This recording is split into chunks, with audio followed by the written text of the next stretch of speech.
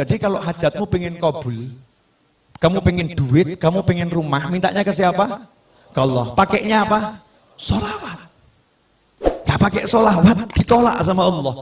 Makanya kalau ada orang mengatakan jangan gunakan sholawat untuk mobil, jangan gunakan sholawat untuk motor, jangan gunakan sholawat untuk hajat dunia, maka jawablah, lantas suruh pakai apa? Kalau nggak pakai minta sama Allah, suruh pakai duit, suruh pakai kerja, suruh pakai usaha, suruh mengandalkan ikhtiarnya, melupakan Tuhannya. Ajaran siapa ini? Ini bukan ajaran Nabi Muhammad SAW.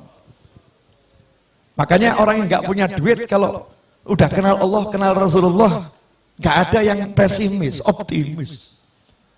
Nggak punya duit pengen beli mobil, jalan di kampung lenggak-lenggok. Ditanya, kemana? Showroom. Ngapain? Beli mobil. Duitnya ada? Belum. Nah terus proses sholawat. Tahap awal, sholawatin dulu. Sholawatin. Dianggap orang stres. Ini yang normal ini. Yang anggap stres itu yang stres. Bener. Apa? Nanti akan saya jelaskan. Serius. Yang kedua. Dalil tidak terbantahkan. Dan ini yang punya Habib dan Kiai serta murid-murid dan kawannya. Yang lain nggak punya. Cari cek itu. Cari di Google nanti. Kalau nggak percaya, di Google kalimatnya pakai bahasa Arab. Ya. Satu-satunya amal yang tidak ditolak sama Allah hanyalah sholawat. Yang lain nanti dulu cek recek, tolak, terima, tolak, terima. Kalau sholawat langsung diterima. Meskipun kamu riak, meskipun kamu ujub, tetap diterima. Itu yang namanya sholawat. Habib, Yai, masa bisa sholawat mengalahkan sholat? Nah ini pemikiran nggak beres ini. Jadi kalau sholawat bisa mengalahkan sholat, seakan-akan ini sholawat sesuatu yang salah. Nah, sholat itu ibadah, sholat itu ibadah. Kalau ada ibadah yang pahalanya memang secara khusus bisa lebih besar dari ibadah yang lain kan ya luar biasa. Dan yang namanya sholat itu bagiannya adalah sholawat. Paham? Jadi kalau nggak ada sholawat, tidak ada sholat. Ini harus dipahami. Sabar. Pelan-pelan, step by step, biar tidak gagal paham ya. Ayatnya, innallaha wa malaikatahu yusalluna 'alan nabi ya ayyuhalladzina amanu sallu 'alaihi wa sallimu taslima. Allahumma salli wa sallim wa barik alaihi. Setiap mau mulai maulid dibaca enggak ini? Dibaca kan? Ayat ini dibaca. Coba diterjemahkan. Inna, sesungguhnya, innallaha, Allah bersolawat kepada Nabi, wa malaikatahu, dan malaikat-malaikat Allah bersolawat kepada Nabi. Hai orang-orang yang beriman. Siapa yang manggil? Allah. Allah manggil siapa? Alladzina amanu. Siapa yang beriman? Anda beriman, saya beriman, kita beriman. Kita dipanggil oleh Allah Subhanahu wa ta'ala. Ya ayyuhalladzina amanu sallu alaihi wa sallimu taslima. Allahumma salli wa sallim alaihi. Hei orang-orang beriman, kalian semua tanpa terkecuali sholawat dan salam kepada Nabi yang banyak dan yang baik. Betul?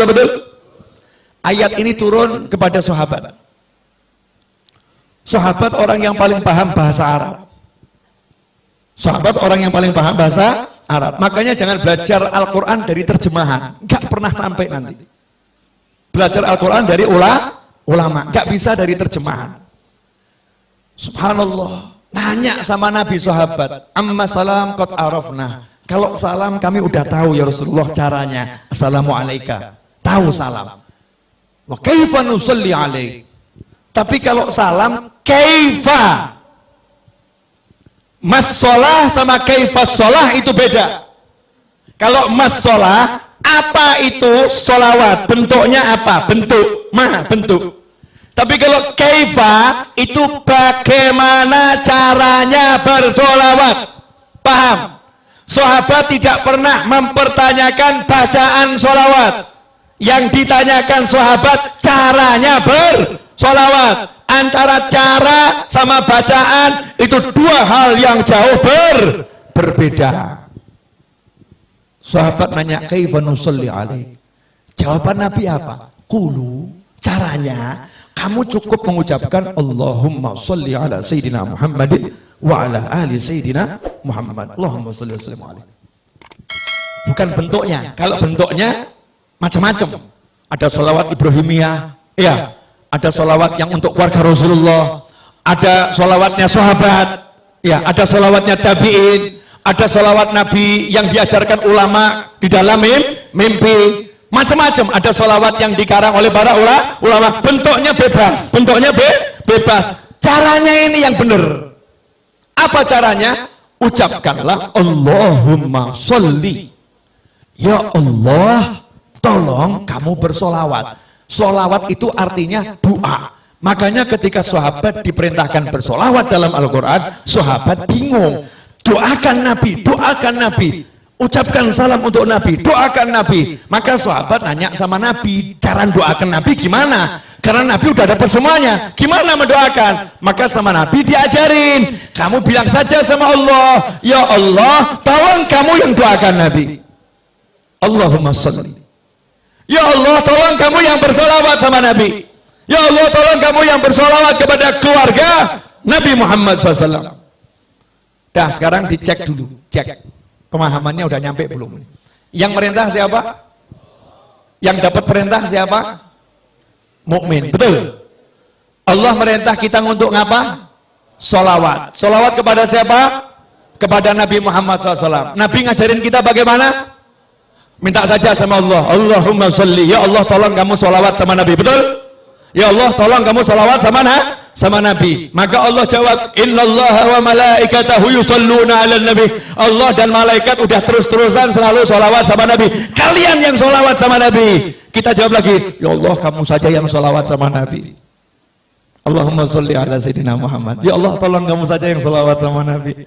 Allahnya jawab, innallaha wa malaikatahu yusholluna 'alan nabi ya ayyuhalladzina amanu shallu 'alaihi wa sallimu taslima. Kita diajari Nabi, kembalikan ke Allah, ya Allah tolong kamu saja yang salawat ke Nabi. Allahnya bilang, aku udah salawat sama Nabi dan terus salawat sama Nabi, malaikatku salawat sama Nabi terus, giliran kalian salawat sama Nabi. Kita jawab, Allahumma, ya Allah tolong kamu yang salawat sama Nabi. Pertanyaan saya, sejak kapan kamu pernah bersolawat? Pernah enggak kita bersolawat? Gak pernah. Yang ada itu kita meminta agar Allah bersolawat kepada Nabi. Pertanyaan saya, lah kalau kita minta sama Allah untuk solawat, terus yang solawat siapa? Allah. Yang solawat Allah. Akankah Allah menolak Allah? Akankah Allah menolak Allah? Tentu tidak. Itu yang pertama. Yang kedua, kita minta kepada Allah untuk kita atau untuk Nabi? Allahumma sholli ala sayyidina Muhammad. Ya Allah, tolong kamu bersolawat pada Nabi Muhammad. Berarti kita minta kepada Allah untuk siapa? Untuk Nabi. Lah kalau ada orang minta buat Nabi, kira-kira sama Allah diterima atau ditolak? Dan mintanya kepada Allah, ya Allah tolong kamu, saya minta kepada kamu sesuatu untuk Nabiku, untuk kekasihmu. Tolong ya Allah, kira-kira sama Allah dikasih atau nggak dikasih? Dikabulkan atau nggak dikabulkan? Kenapa? Untuk kekasih Allah semua diberikan oleh Allah. Makanya kamu riak, kamu ujub, kalau minta untuk Nabi Muhammad SAW pasti diterima oleh Allah Subhanahu Wa Taala. Jelas? Nah, bagian asiknya di sini. Akhirat, bab duit. Ini sebetulnya rahasia para wali. Nggak boleh di-share seharusnya. Cuman malam hari ini dan bulan ini bagusnya di-share. Karena di Indonesia lagi banyak orang pusing. Harus dikasih ilmunya biar nggak pusing semua. Biar pusingnya terarah. Pusingnya terarah. Begini loh. Masih ingat cerita Nabi Muhammad SAW ketika menceritakan dahulu di zaman Nabi-Nabi terdahulu ada 3 orang yang berteduh di dalam sebuah gua, kemudian ada batu yang jatuh dari atas menutup mulut gua. Ingat kisah itu? Kemudian mereka berusaha mendorong batu yang besar itu, mendorong batu yang besar, mendorong batu yang besar. Ternyata batunya tidak bergerak, betul? Jangan dilanjutkan dulu ceritanya. batu besar didorong, nggak bergerak. Seharusnya ini urusannya dorong atau traktor? Traktor, betul ya? Urusan batu ini kan urusan traktor, paham? Kamu mau beli mobil, duit nggak cukup, uang nggak cukup. Seharusnya urusannya apa nih? Ngutang ya? Minta tolong sama orang, ditambahin duitnya, betul? Tapi ngutang siapa yang mau ngasih? Nggak ada yang mau ngasih. Ini dorong nggak bisa, siapa yang mau nolong? Yang terkunci di dalam, nggak bisa. Maka minta tolong kepada Allah Subhanahu wa ta'ala. Nabi mengajarkan mereka 3 orang yang minta tolong ini masing-masing berkata, ya Allah, saya pernah punya amal yang begini. Kalau amal itu kamu terima, ya Allah, tolong geser batu ini, betul? Maka bergeser batu sedikit. Yang kedua ngomong yang sama, bergeser batu sedikit. Yang ketiga ngomong yang sama, bergeser batu sedikit. Akhirnya cukup untuk lewat 1 orang. 1 demi 1 keluar. Artinya batu yang menutup tergeser. Hajat terkabul. Karena ketiga-tiganya bertawassul dengan amal yang diterima oleh Allah Subhanahu wa ta'ala. Itu untuk nabi-nabi terdahulu. Untuk kamu, Rasulmu udah ajarin. Jangan yang nabi terdahulu. Nabi Muhammad SAW. Ada satu amalan yang tidak mungkin ditolak. Apa namanya tadi? Sholawat. Makanya pinternya Habib sama Kiai. Sengaja saya terus sebut Habib sama Kiai. Habib sama Kiai. Biar Indonesia paham ilmunya Habib dan ilmunya Kiai. Ilmunya Habib dan ilmunya guru. Mereka orang-orang yang luar biasa. Meskipun penampilannya biasa-biasa saja. Meskipun penampilannya mungkin baju takwa nggak jelas. Mungkin sandal aja warnanya beda. Ya, sandal warnanya beda, nyantai. Mungkin kalau dilihat orang ini orang nggak jelas, tapi ilmunya luar biasa. Rumahnya mungkin reot, reot. Coba perhatikan. Habib sama Kiai dari zaman dahulu kala ngajarin, kamu kalau punya hajat baca nariyah 4.444 kali. Selesai nariyah bilang, ya Allah berkat sholawat nariyah kabulkan hajat saya, betul? Kamu kalau punya hajat baca maulid simtuduror, barzanji, burda, dibak dan sejenisnya. Selesai maulid bilang berkat maulid ini ya Allah kabulkan hajat saya, betul? Kamu kalau punya hajat diajari Habib Kiai baca munjiah 1000 kali, sholawat A sekian kali, sholawat B sekian kali. Selesai bilang sama Allah, ya Allah berkat sholawat yang aku baca tadi kabulkan hajat saya, betul? Pertanyaan saya, ajaran Habib sama Kiai ini berasal dari mana? Dari ajaran langsung Nabi Muhammad Sallallahu Alaihi Wasallam. Amal yang tidak ditolak. Dan buat kita amal yang tidak ditolak adalah sholawat. Makanya kalau kamu pengen beli mobil, baca nariyah 4.444 kali. Tapi jangan diwakilkan. Kalau kamu wakilkan, yang qabul yang mewakili. Karena judulnya ini mau tawasul dengan mujahadahmu, dengan usahamu. Gantinya dorong batu tadi loh, usahanya duduk di kamar. Nanti kamu masuk kamar bilang sama istri, dek saya mau beli rumah dulu ya, jangan diganggu 5 jam, siapkan kopi, teh dan makanan. Kunci kamarnya jangan diganggu, kholwat 5 jam, nariyah, munjiah. Anaknya ditanya sama ibunya, nanya sama ibu, ayah mana? Beli mobil, di mana? Di kamar. Masya Allah. Keluar dari kamar ya, ayahnya ada tamu, terus anaknya cerita, ayah tadi beli mobil, oh iya benar, di mana? Di kamar. Masya Allah. Tamunya nanya, iya betul, iya. Gimana caranya? Nariyah 4.444 kali. Hasilnya sebentar lagi saya harus keluar dulu. Hasilnya sebentar lagi saya harus keluar dulu. Baru dia keluar, jalan ke pasar, jalan cari obyekan, jalan dia bergerak. Nanti itu sholawatnya akan bekerja. Sholawatnya akan bekerja. Loh, kalau Nabi yang terdahulu saja umatnya di dalam gua nggak ngapa-ngapain, diem saja, gerak sendiri. Lah kamu udah pakai sholawat, masih pakai kerja, nggak kabul ya nggak mungkin. Mana imanmu? Mana yakinmu? Mana percayamu? Jangan percaya dengan fata morgana. Pekerjaan itu fata morgana, perencanaan itu fata morgana, ajaran nabimu itu nyata, saudara-saudara. Allahumma shalli alaihi. Jelas. Masing-masing buat rencana kelihatannya.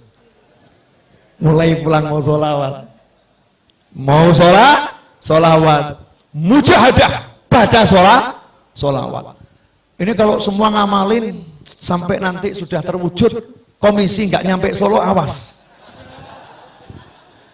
Namanya guru tuh harus dapat komisi, yang ngajarin kan ya. Perdagangan kan begitu kan ya. Yang ngajari kan dapat apa itu, hak cipta ya. Royalti. Nah, royalti nggak usah banyak-banyak, udah 10%. Royalti 10%. Ikhwani rahimakumullah. Jelas yang saya sampaikan? Jelas? Sekarang hidup ringan atau berat? Ringan ya? Gak usah repot, kita punya Nabi Muhammad sallallahu alaihi wasallam. Ada yang masih ngeyel, mungkin nonton orangnya. Sebentar. Masih belum puas. Oke, satu lagi. Yang di rumah tuh masih belum puas dalilnya. Wa may yattaqillaha yaj'al lahu makhrajan wa yarzuqhu min haitsu la yahtasib.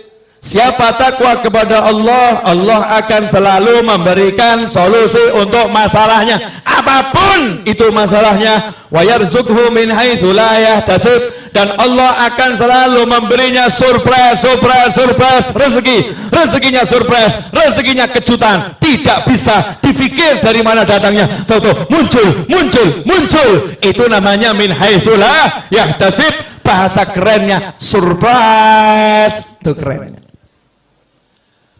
Rezekinya surprise. Ayatnya itu. Lihat asbabun nuzulnya. Asbabun nuzulnya tentang suami istri yang anaknya tertawan oleh musuh. Terus suami istri ini menghadap Nabi Muhammad SAW. Terus ngomong sama Nabi, anak saya ditawan musuh. Apakah Nabi kirim pasukan untuk membebaskannya? Apakah Nabi mengatakan, satu sahabatku nyawanya seperti nyawa seluruh umatku, maka akan kukerahkan seluruh pasukan untuk bebaskan anakmu? Apakah seperti itu? Enggak. Nabi mengajari, pulanglah kamu ke rumah, ajak istrimu, bacalah haula wala quwata illa billah. Maka sang suami pulang ke rumah. Sampai di rumah istrinya dikasih tahu. Apa jawaban istri yang solihah? Masya Allah, petunjuk yang luar biasa. Ini anaknya ditawan. Nabi nggak kirim pasukan. Nabi nggak kirim pasukan khusus. Nabi tidak buat perencanaan untuk pembebasan secara zahir. Tapi Nabi ngajari ucap la haula wala quwata illa billah. Istri ini mengatakan, ini cara yang paling hebat. Ini petunjuk yang luar biasa. Sekarang suami pergi ke tempat kiai, pergi ke tempat habib, penuh dengan yang namanya masalah, kemudian diajarin Kiai Habib, baca Simtudurur di rumahmu setiap malam Jumat, akan selesai masalahmu. Pulang ke rumah, ngomong sama istri, istrinya menjawab, maulid lagi, urusannya duit kok suruh baca maulid, urusannya utang nggak selesai kok suruh baca maulid. Na'udzubillah, amin. Mana perencanaanmu? Mana strategimu? Rasulullah enggak membuat strategi, sahabatnya tidak suruh buat strategi, suruh duduk zikir kepada Ilahi Rabbi. Hasilnya subuh, ketok pintu rumah, anaknya datang, assalamualaikum, rangkulan nangis. Anaknya datang bawa kambing sejumlah lembah itu ya, lembah. Di riwayat yang lain kuda sebanyak itu, masya Allah. Maka sang ayah ini langsung ngadep ke Rasulullah SAW. Ya Rasulullah, anak saya udah pulang, selamat, bahkan bawa rampasan perang. Ternyata anaknya ketika ditawan, yang nawan dibuat tidur sama Allah. Kemudian anaknya bisa melepaskan ikatannya. Anaknya kemudian melarikan diri, dan ternyata kambingnya saat itu dan atau kudanya saat itu semua ikut sama anak tersebut ke Madinah Nabi Muhammad SAW. Sehingga sampai depan pintu, orang tuanya bahagia, anaknya bahagia, kambingnya juga bahagia. Kambingnya hijroni dari tangan orang kafir ke tangan muslimin. Apa kata Nabi? Muncullah itu turun ayat, wa may yattaqillaha yaj'al lahu makhrajan wa yarzuqhu min haitsu la yahtasib.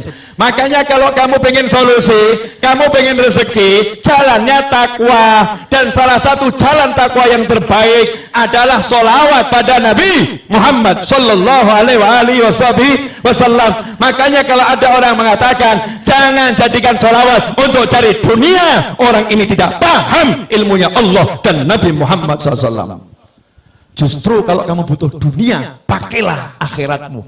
pakailah Allahmu. Itu namanya orang yang mengandalkan Allah Subhanahu wa ta'ala.